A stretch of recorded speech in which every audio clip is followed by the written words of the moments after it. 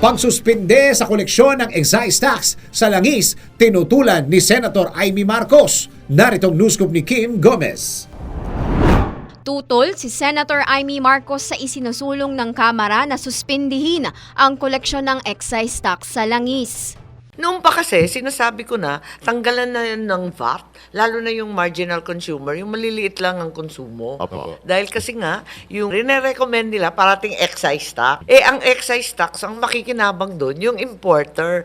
Baka naman yung mga dambuhalang kumpanya ang makinabang. Hindi maramdaman, ipapass on na naman nila dyan sa retail, ano?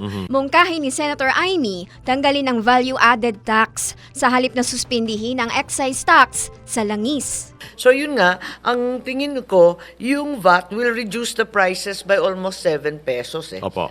per liter. Mabigat na yun kasi magkano ba yung increase? Ang tindi, 2 pesos, 2 pesos. agad-agad. Yeah. Talaga namang mabigat. That's why I'm thinking na pag-usapan sana nila itong VAT imbes na excise tax. Kasi ayaw na ayaw talaga ng economic managers.